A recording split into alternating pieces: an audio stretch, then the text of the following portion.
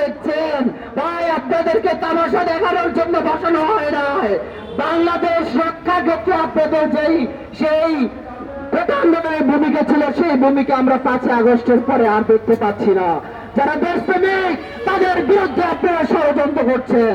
আপনাদের কাছে রিকোয়েস্ট করবো, অনুরোধ করবো, এই ইঞ্জিনিয়ার শাহাদত ফরাজি গ্রেপ্তার হয়নি, পুরো বাংলাদেশ গ্রেপ্তার হয়েছে। আমরা লজ্জিত হচ্ছি, আপনারা এখন স্টপ রয়েছেন। এই বিষয় নিয়ে কেন কথা বলছেন না? সরকারকে কেন প্রশ্ন করছেন না? প্রশাসনকে কেন জবাবদেহি করছেন না? যে শাহাদতের মতন যে সায়েন্স ল্যাব ব্ল্যাক লিস্ট করে রেখেছিল, বন্ধ করে দেওয়া হয়েছিল যার নেতৃত্বে, তার হাতে আজকে ব্যারিকেড লাগাচ্ছেন। আপনাদের হৃদয় কাঁদে না? আপনাদের লজ্জা হয় না? আপনি ওখানে বসে কি করেন? আমরা জানাতে চাই, ওই দিন যে হামলা হয়েছিল এটার পক্ষে আমরা নই। ওই দিন যে সমস্যাটা তৈরি হয়েছিল এটার জন্য আমরা কোনোভাবে এটা চাইনি, এটা কোনোভাবে আমরা মানি না, এবং এইটা আমরা কোনোভাবে সমর্থন করি না। পার্বত্য চট্টগ্রামের জনতা শান্তশিষ্ট। আপনারা জানেন যে পার্বত্য অঞ্চলে একজন বাঙালির দ্বারা কখনো একজন পাহাড়ি হত্যা হয় নাই, কিন্তু পার্বত্য অঞ্চলে আপনারা দেখেছেন এই সল্টু বাহিনীর আক্রমণে 40,000 বাঙালিকে নির্মম ভাবে হত্যা করা হয়েছিল। আপনারা সেটা দেখে আপনাদের হৃদয় কাঁদে না? আপনাদের সেটা নিয়ে প্রশ্ন কেন করছেন না?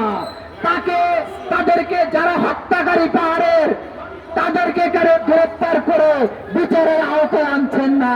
আমরা লজ্জিত হন, আমরা অপমানিত হচ্ছি। ভাই আপনারা দেখুন, এই যারা হত্যাকারী, পাহাড়ে হস্তগতাকারী, তারা আজকে বিরাট ঘাসে ঘুরে বেড়াচ্ছে।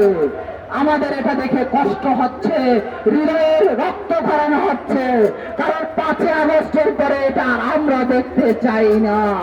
আপনারা ওই সমস্ত সন্তু বাহিনী, সন্ত্রাস বাহিনী, অস্ত্রধারী সন্ত্রাসীদেরকে গ্রেপ্তার করে বিচারে আওতায় আনুন, চিরুনি অভিযান দিয়ে সেখান থেকে অবৈধ সকল অস্ত্র উদ্ধার করুন। এই কথা ব্যক্ত রেখে আজকে আমার সংক্ষিপ্ত আলোচনা আমি শেষ করছি। সকলকে ধন্যবাদ, সাংবাদিক ভাইদেরকে ধন্যবাদ। সাংবাদিক ভাইদের বিষয়ে একটি কথা বলি, আপনারা চাইলেই যে কোনো আন্দোলনকে মুখ ঘুরিয়ে দিতে পারেন। সেটা দেখেছেন, যমুনা টিভি সেটা করেছিল। আপনারা আমাদের প্রতি দৃষ্টি দেন, পার্বত্য অঞ্চলের প্রতি দৃষ্টি দিন। পার্বত্য অঞ্চলে যা নিয়ে সমস্যা হচ্ছে এই নিয়ে আপনারা প্রতিবাদ করুন, কথা বলুন, লেখালেখি করুন। আপনাদের সকলকে ধন্যবাদ।